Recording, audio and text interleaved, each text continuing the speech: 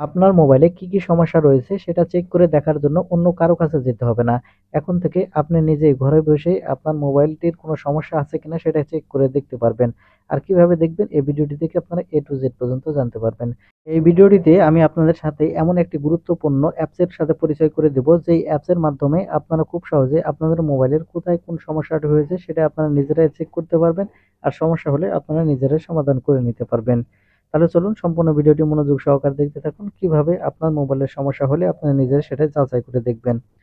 সেজন্য আপনাকে শুধু একটা অ্যাপ্লিকেশন ইনস্টল করা লাগবে। সেজন্য এখান থেকে আপনার মোবাইল থেকে গুগল প্লে স্টোরটি ওপেন করে নেবেন। এখন এখান থেকে গুগল প্লে স্টোর ওপেন করে নিলে এরকম ইন্টারফেসে নিয়ে আসবে। এখান থেকে আপনারা সার্চ বারে ক্লিক করবেন। সার্চ বারে ক্লিক করার পর উপরে এখান থেকে সার্চ বারে এখান থেকে আপনারা ডিভাইস ইনফো লিখে এখান থেকে আপনারা সার্চ করবেন। ডিভাইস ইনফো লিখে সার্চ করার সাথে সাথে এই অ্যাপ্লিকেশনটি এখানে চলে আসবে।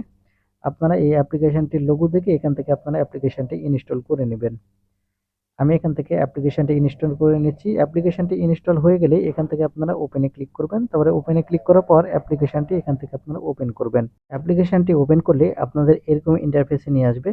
এখন এখানে আপনারা প্রথমে যেটা দেখতে পাবেন এটা হচ্ছে আপনার যে অ্যাপ আছে, অর্থাৎ আপনাদের মোবাইলে যে ইন্টারফেস, অর্থাৎ আপনাদের মোবাইলে যে ড্যাশবোর্ড আছে সেটা কিন্তু এখান থেকে আপনারা দেখতে পাবেন। আপনার মোবাইলের সিপিইউ এবং অন্যান্য যা আছে আপনার মোবাইলের ড্যাশবোর্ডটি এখান থেকে আপনারা দেখতে পাবেন।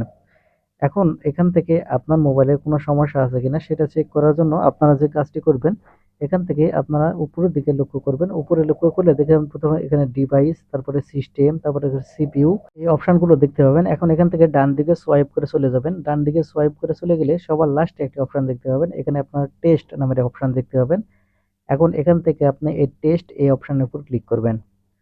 টেস্ট এই অপশনের উপর ক্লিক করলে আপনাকে এরকম ইন্টারফেসে নিয়ে আসবে।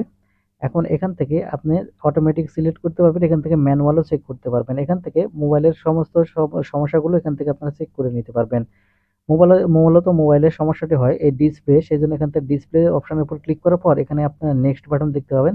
এই নেক্সট বাটনের উপর ক্লিক করবেন। নেক্সট বাটনের উপর ক্লিক করলে প্রথমে এরকম একটি কালার চলে আসবে।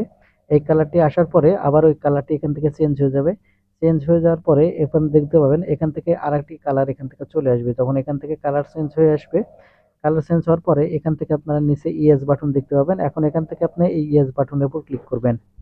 এখন এখান থেকে আপনি ইয়েস বাটনের উপর ক্লিক করার সাথে সাথে এখানে আপনারা দেখতে পাবেন এখানে টিক চিহ্ন চলে আসবে। দেখতে পাচ্ছেন সবুজ টিক চিহ্ন। আর সমস্যা যদি থেকে থাকতো তাহলে কিন্তু সবুজ টিক চিহ্ন আসতো না। তারপরে এখানে একটু স্ক্রল করে নিচের দিকে আসবেন। আসলে এখানে আপনারা দেখতে পাবেন মাল্টিটাস্ক অপশন। এখন এখান থেকে আপনারা এখান থেকে মাল্টিটাস্ক এই অপশনের উপর ক্লিক করবেন। ক্লিক করার পরে দেখতে পাবেন এখান থেকে এই নিচের দিকে ডান দিকে ইয়েস বাটন চলে এসেছে। আপনারা এখন এখান থেকে এই ইয়েস বাটনের উপর ক্লিক করবেন।